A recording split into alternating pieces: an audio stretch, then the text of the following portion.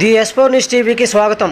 ఈరోజు గుంటూరు తాలూకా పెన్షనర్స్ భవన్లో రచయిత్రి శ్రీ కోడూరి తిరుమల మాధవి చెన్నై రచించిన మాధవీయం కవిత్వం సంపుటి పుస్తక ఆవిష్కరణ సభ విజయవంతంగా జరిగింది. ఈ సభలో ముఖ్య అతిథిగా డాక్టర్ రంగారావు ముఖ్య అతిథిగా పాల్గొని పుస్తకం ఆవిష్కరించి ప్రసంగించారు. చేతులను శాలువాలతో సత్కరించి మెమంటోలను బహుకరించారు.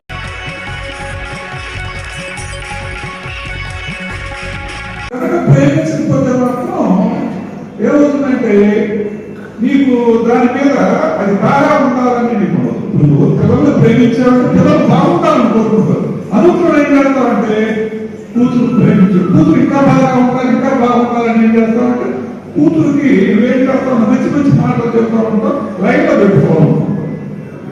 ఎవరైనా ఆత్మీయులుగా ప్రేమించి కవిత్వాలు కూడా రాసినటువంటి వాళ్ళు ఏం చేయాలంటే నిరంతరం రాస్తూ మనం ఎలా ఆత్మీయుల మీద దృష్టి పెట్టి మనం 24 గంటలు ఉంటామో కవిత్వం మీద దృష్టి పెట్టి మనం రాసినటువంటి కవిత ఇది రాశాం. ఇది ఇంకా బాగా ఉండాలంటే ఏం చేయాలి? ఇప్పుడు నేను కొంచెం ఏంటంటే మొత్తం సాహిత్య చరిత్ర అంతా చదవాల్సిన అవసరం లేదు, సూక్ష్మంగా తెలుసుకుంటే చదవాలి. పూర్వకాలంలో పెద్ద పెద్ద పుస్తకాలు పెద్ద గ్రంథాలు రాసేవాళ్ళు.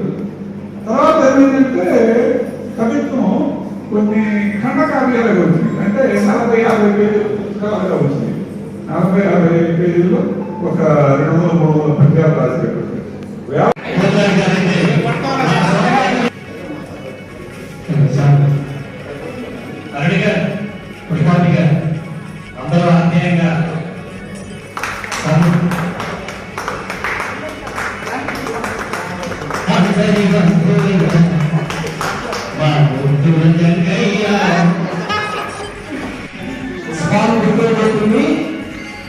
ఆడవాళ్ళని ఆ డిఫరెంట్లో నాకు చెప్పేసి ముందుగానే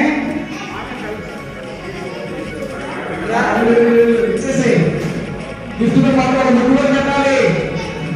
అవంతికా స్త్రీ అదే పెద్ద గిఫ్ట్.